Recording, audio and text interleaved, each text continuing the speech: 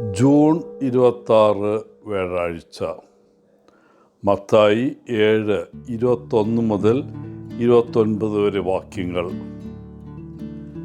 കഴിഞ്ഞ ആഴ്ച തിരുവനന്തപുരം നഗരത്തിലുണ്ടായ കനത്ത മഴയിലും ശക്തമായ കാറ്റിലും വ്യാപകമായ നാശനഷ്ടങ്ങൾ ഉണ്ടായി. തീരത്തുള്ള 4 വീടുകൾ പൂർണ്ണമായും നശിച്ചു. മറ്റു പലതും ഭാഗികമായി തകർന്നു. കഴിഞ്ഞ 8 വർഷത്തിനുള്ളിൽ തൃശ്ശൂരിലെ എങ്ങണ്ടിയൂർ എന്ന തീരദേശ ഗ്രാമം കടൽ വിഴുങ്ങി. കടൽ ഭിത്തി തകർന്നതോടെ വീടുകൾ തിരമാലകളിൽ ഒലിച്ചുപോയി. ഇന്ന് യേശുനാഥൻ നമ്മുടെ വീടിൻ്റെയും നമ്മുടെ ജീവിതത്തിൻ്റെയും അടിത്തറ പരിശോധിക്കാൻ നമ്മോട് ആവശ്യപ്പെടുന്നു. എന്താണ് നമ്മുടെ ജീവിതത്തിൻ്റെ അടിസ്ഥാനം? അല്ലെങ്കിൽ ആരാണ്? നമ്മുടെ അടിത്തറ നിരന്തരം ശക്തിപ്പെടുത്തുന്നതാണ് നമ്മുടെ ജ്ഞാനം അല്ലെങ്കിൽ അറിവ്. സ്വർഗരാജ്യത്തിൽ പ്രവേശിക്കാൻ പ്രാർത്ഥിച്ചാൽ മാത്രം പോരാ എന്ന് യേശു നമ്മോട് പറയുന്നു. ദൈവഹിതം യഥാർത്ഥത്തിൽ ചെയ്യുന്ന വ്യക്തികളായിരിക്കണം നാം. നമ്മെ വിധിക്കുന്ന ഏക മാനദണ്ഡം അതാണ്.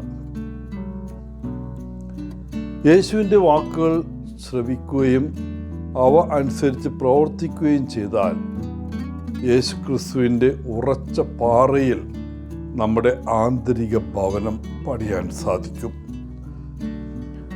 യേശു നമ്മുടെ പക്ഷത്തുണ്ടെങ്കിൽ നമുക്ക് ഏത് കൊടുങ്കാറ്റിനെയും വെള്ളപ്പൊക്കത്തെയും ദുരന്തത്തെയും നേരിടാൻ കഴിയും.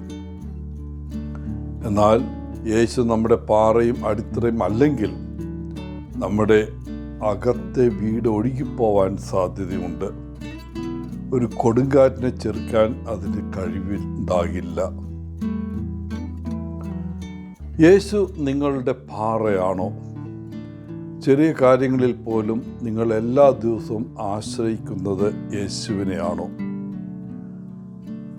അങ്ങനെയാണെന്ന് ഞാൻ പ്രത്യാശിക്കുന്നു. നമ്മുടെ ജീവിതത്തിൽ ദുരന്തങ്ങൾ അനുഭവിക്കുമ്പോൾ അവനിൽ വിശ്വസിക്കാൻ നമ്മെ പ്രാപ്തരാക്കുന്നത് ചെറിയ കാര്യങ്ങളിൽ യേശുവിൽ വിശ്വസിക്കുമ്പോഴാണ്. പ്രിയപ്പെട്ടവരെ, ഇന്ന് നമ്മുടെ വീടിൻ്റെയും നമ്മുടെ ജീവിതത്തിൻ്റെ അടിത്തറ പരിശോധിക്കാം. അത് എന്താണ്? ആരാണ്? നമ്മുടെ അടിത്തറ നിരന്തരം ശക്തിപ്പെടുത്തുന്നത് നല്ലതാണ്. അങ്ങനെ ചെയ്യാൻ എല്ലാ ദിവസവും അങ്ങനെ ചെയ്യാൻ നമുക്ക് ഇടവരട്ടെ.